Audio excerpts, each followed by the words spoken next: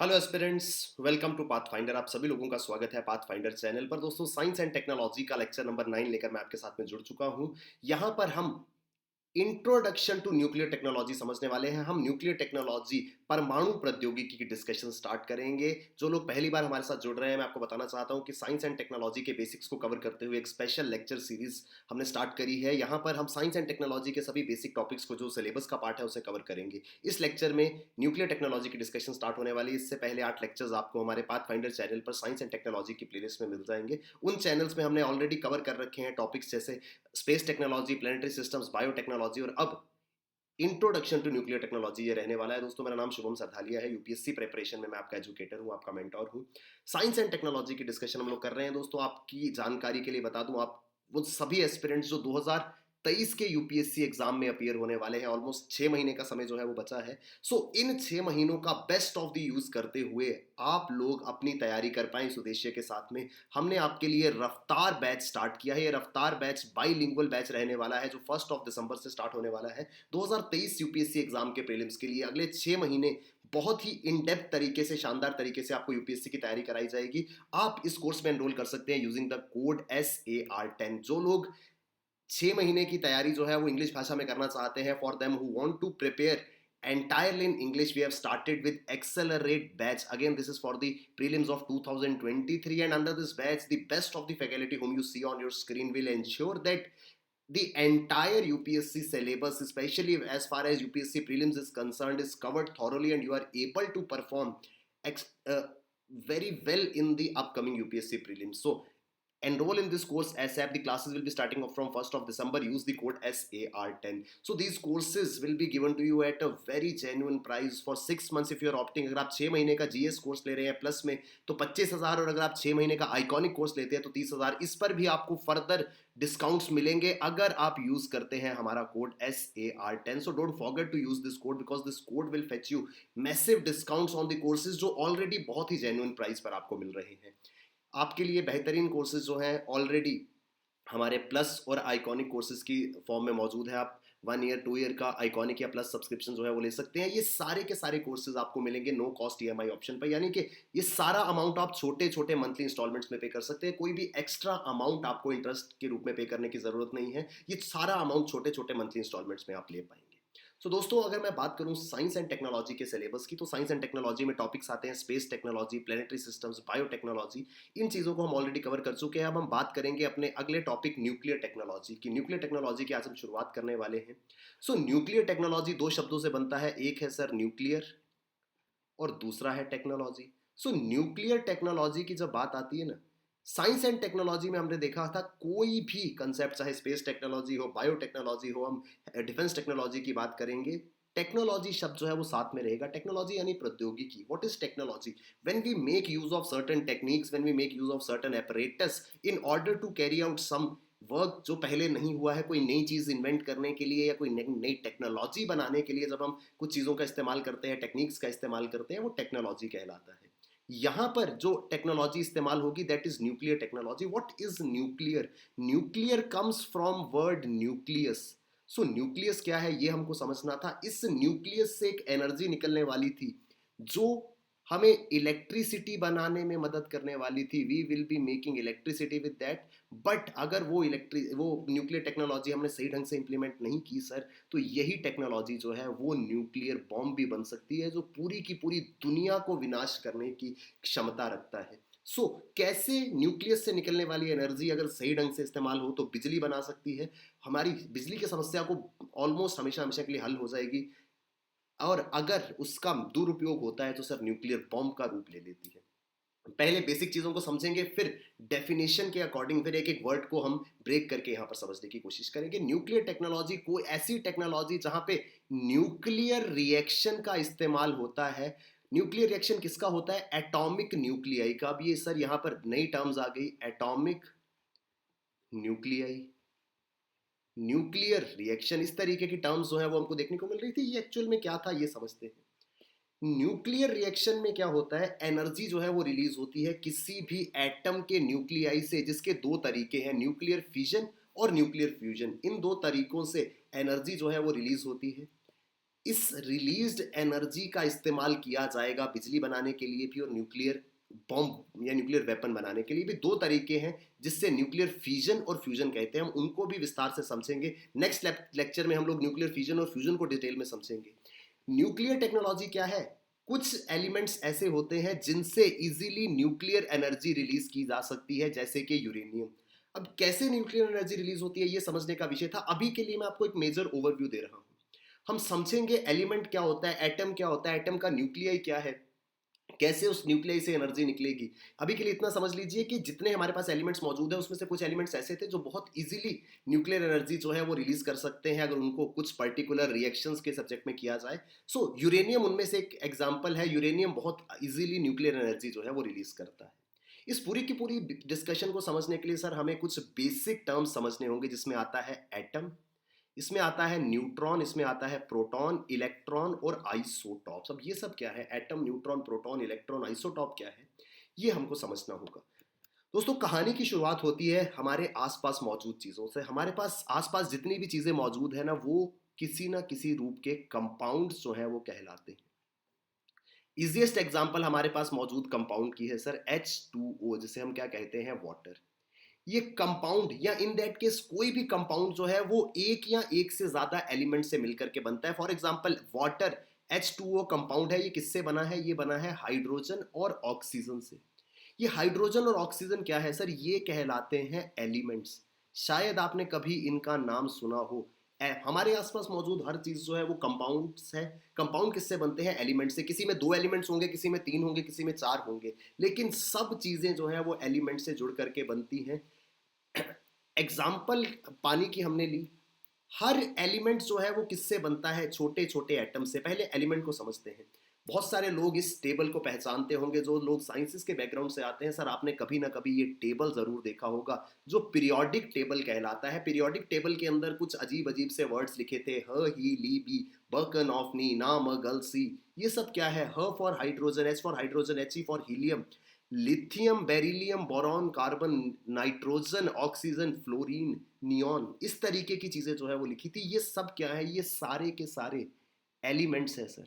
इन्हें एक ऑर्डर में पीरियोडिक टेबल में अरेंज किया जाता है। अगर आप गौर से देखेंगे, हर एलिमेंट के आगे एक नंबर लिखा है, 1 2 3 4 5 6। इस पूरे दुनिया के जितने भी एलिमेंट्स हैं वो इस टेबल के अंदर नजर आएंगे। दुनिया के जितने भी कंपाउंड्स हैं वो इस टेबल में मौजूद एलिमेंट से ही मिलकर के बनेंगे। सो ये टेबल जो है बहुत ज्यादा इंपॉर्टेंट है। 118 एलिमेंट्स यहाँ पर हमें नजर आते हैं।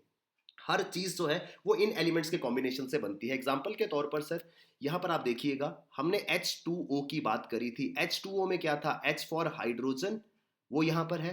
O फॉर ऑक्सीजन, वो भी यहाँ पर है।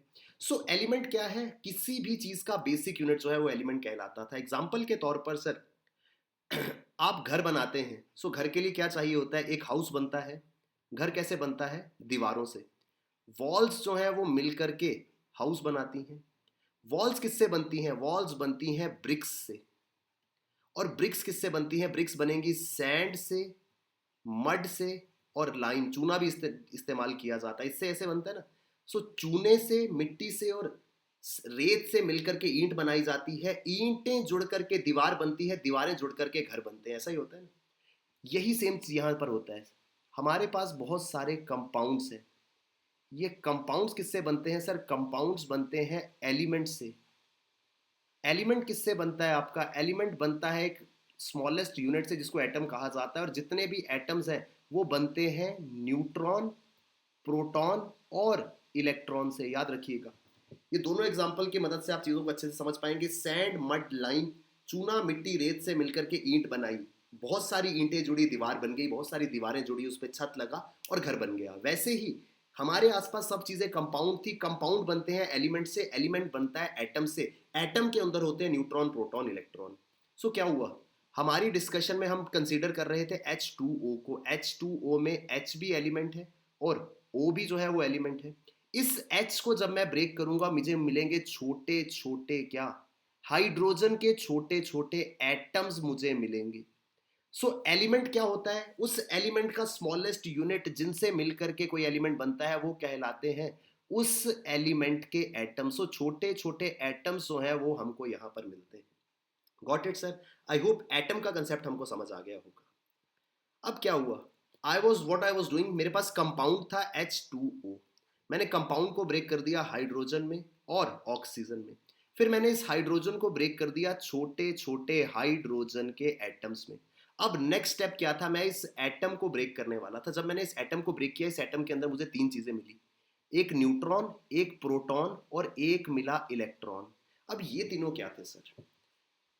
फॉर आवर अंडरस्टैंडिंग, न्यूट्रॉन जो था वो उसके ऊपर कोई चार्ज नहीं था। प्रोटॉन जो था उसके ऊपर पॉजिटिव चार्ज था, इलेक्ट्रॉन के ऊपर नेगेटिव चार्ज था और न्यूट्रॉन के ऊपर नो चार्ज था। अगर कोई जानना चाहता है चार्ज क्या है सर, चार्ज एक ऐसी प्रॉपर्टी है जिसकी मदद से इलेक्ट्रोमैग्नेटिक फील्ड में आते ही कोई पार्टिकल कैसे रिएक्ट करता है। सो पॉजिटिव, नेगेटिव और नो चार्ज, तीन टाइप के पार्टिकल्स हमको यहां पर मिले थे। किसके अंदर? इस एटम के अंदर।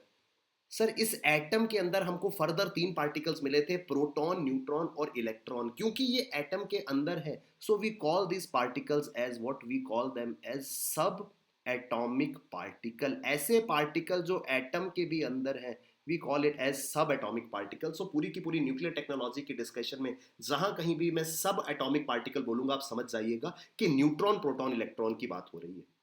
सो व्हाट हैपेंड, मैंने एटम को जैसे ही ब्रेक किया, एटम के अंदर मिला मुझे प्रोटॉन, न्यूट्रॉन और इलेक्ट्रॉन। मैंने पूछा भैया ये क्या है? सो आई वाज टोल्ड कि प्रोटॉन क्या है, इसके ऊपर पॉजिटिव चार्ज है, इलेक्ट्रॉन के ऊपर नेगेटिव चार्ज है और न्यूट्रॉन के ऊपर कोई भी चार्ज मौजूद नहीं। सो मैंने इसकी और जानकारी पाने की कोशिश करी। मैंने बोला कि भैया एटम के अंदर ये मौजूद कहां पर है? So somebody told me, sir दो टाइप के जो सब एटॉमिक पार्टिकल्स हैं ना, वो चुपचाप से सेंटर में बैठे हैं। ये दो टाइप के पार्टिकल्स जो हैं, या तो प्रोटॉन है या न्यूट्रॉन है। या तो कौन से हैं? जिन पे पॉजिटिव चार्ज है, जिन पे कोई भी चार्ज नहीं है। ये दो टाइप के सब एटॉमिक पार्टिकल्स चुपचाप सेंटर में बैठे हैं और एक तीसरे टाइप का पार्टिकल जो है वो इनके इर्द गिर्द चक्कर लगा रहा है। सो ये जो दो टाइप के पार्टिकल सेंटर में शांति से बैठे हुए थे, इनको ज्वाइंटली, कॉमनली इसे कहा जाता है न्यूक्लियस, न्यूक्लियस ऑफ एटम। सो अगर हाइड्रोजन का एटम है तो ये न्यूक्लियस किसका होगा? हाइड्रोजन का। अगर किसी और एलिमेंट का एटम है तो उसके अंदर अलग हिसाब का न्यूक्लियस होगा। दोस्तों एक चीज याद रखिएगा, 118 एलिमेंट्स जो हमने पीरियोडिक टेबल में देखे, उन सभी के एटम को जब हम ब्रेक करेंगे हमें यही तीनों चीजें मिलने वाली थी। यानी कि जो कॉन्स्टिट्यूटिंग पार्टिकल है वो प्रोटॉन, न्यूट्रॉन, इलेक्ट्रॉन ही है। अब आपके मन में सवाल आएगा कि सर अगर इन्हीं तीनों से एलिमेंट बने हैं तो फिर एलिमेंट अलग क्यों है?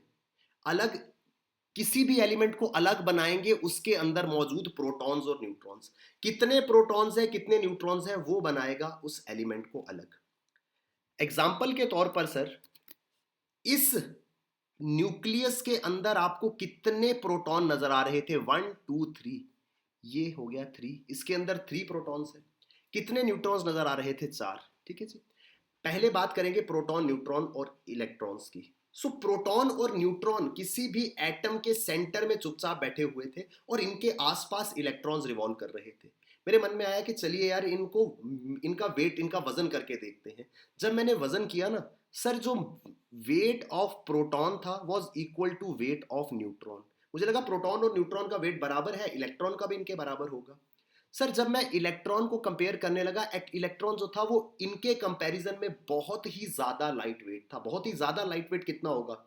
डबल हो सकता है कि एक प्रोटॉन और एक न्यूट्रॉन का वजन बराबर था और इलेक्ट्रॉन जो है वो दो इलेक्ट्रॉन मिलकर इनके बराबर होंगे। नहीं, दो भी नहीं थे। 10 हो सकते हैं सर, 10 भी नहीं थे। 100 होंगे सर, 100 भी नहीं थे। सर 1000 होंगे, 1000 भी नहीं थे। तो सर कितने थे? सर इनके बराबर वेट करने के लिए ना मुझे 1835 इलेक्ट्रॉन्स की जरूरत पड़ेगी। सो प्रोटॉन और न्यूट्रॉन वजन में बराबर है, लेकिन इनके बराबर इलेक्ट्रॉन्स की जरूरत मुझे थी। अगर मुझे इनका वजन बराबर करना था, 1835 इलेक्ट्रॉन्स होंगे तो प्रोटॉन और न्यूट्रॉन के बराबर वजन आएगा। ये हमें एक चीज की ओर इशारा करता था कि सर जो हमारा इलेक्ट्रॉन है वो बहुत ही ज्यादा लाइट वेट है, एक्सट्रीमली लाइट वेट है। इस वजह से इन दोनों के कंपैरिजन में उसका वजन जो है वो नेग्लिजिबल है। तो सर हमारी जो पूरी की पूरी न्यूक्लियर टेक्नोलॉजी की डिस्कशन है ना, उसमें हम इलेक्ट्रॉन को टोटली इग्नोर कर देंगे। हम सिर्फ प्रोटॉन और न्यूट्रॉन की बात करेंगे। और प्रोटॉन और न्यूट्रॉन सेंटर में थे, एक सेंट्रल बॉडी बनाते थे जिसे हम न्यूक्लियस कहते थे। और इस ही न्यूक्लियस से न्यूक्लियर एनर्जी निकलने वाली थी। आपने बचपन में पढ़ा होगा कि जो सेम चार्ज है वो एक दूसरे को रिपेल करता है। जैसे मैग्नेट के सेम फील्ड्स होते हैं ना, नॉर्थ और साउथ पोल होता है, सो मैग्नेट के नॉर्थ को नॉर्थ के साथ लेकर के आएंगे, वो एक दूसरे से दूर भागेंगे, और ऑपोजिट साउथ और नॉर्थ को लेके आएंगे, वो आपस में चिपक जाएंगे। Same is the case with charge also. जब हम नेगेटिव चार्ज वाले पार्टिकल्स को पास लाते हैं वो दूर भागते हैं, जब हम पॉजिटिव चार्ज वाले पार्टिकल्स को एक दूसरे के पास लाते हैं वो दूर भागते हैं। लेकिन सर यहां पर तो कुछ और ही हो रहा था। न्यूक्लियस के अंदर तो पॉजिटिव चार्ज वाले पार्टिकल्स, सेम चार्ज वाले पार्टिकल्स आपस में शराफत से एक साथ बैठे हुए थे।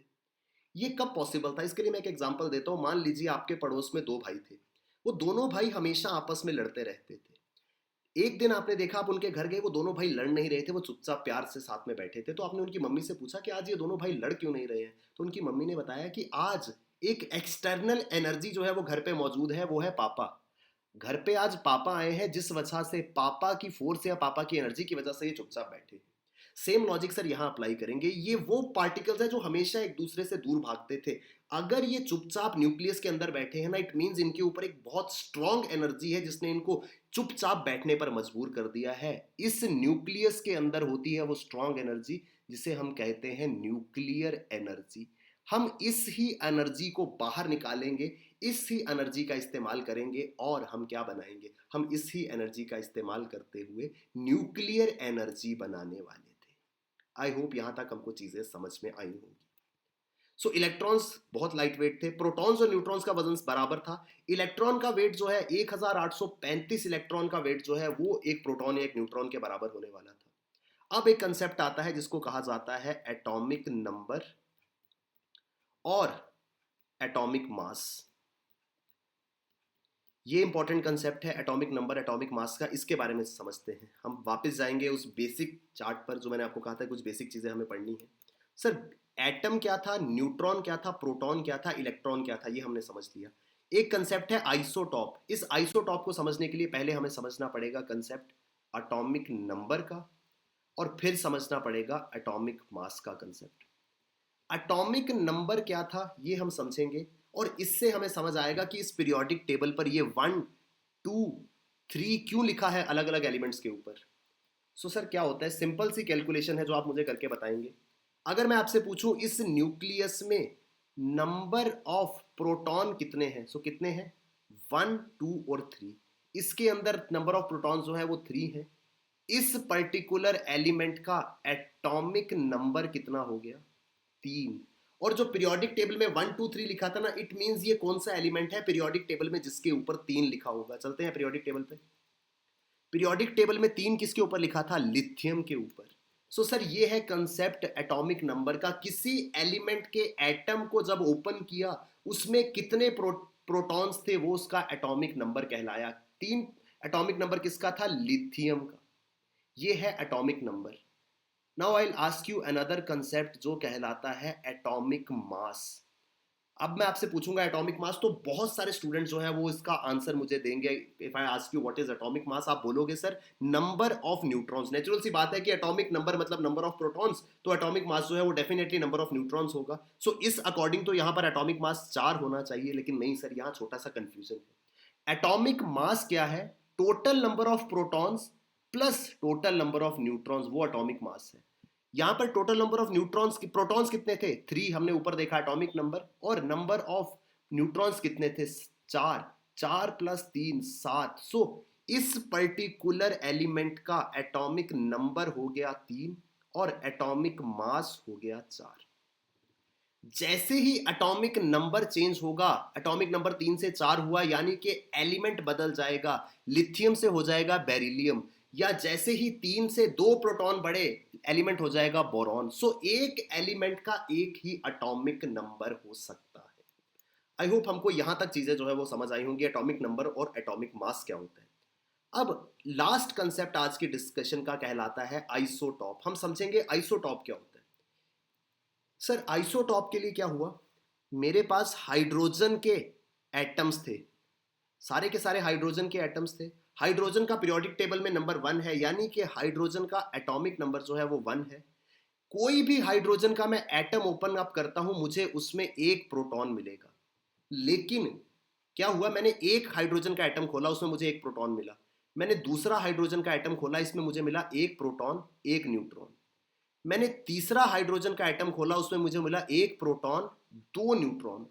क्योंकि ये हाइड्रोजन के एटम्स थे, इस वजह से प्रोटॉन तो एक ही रहेगा, लेकिन अलग अलग एटम में नंबर ऑफ न्यूट्रॉन्स डिफर कर रहे थे। जब ये हुआ, मेरे पास जितने हाइड्रोजन के एटम्स थे मैंने सबको ओपन अप कर दिया, मैंने एक एक करके सबको खोल दिया।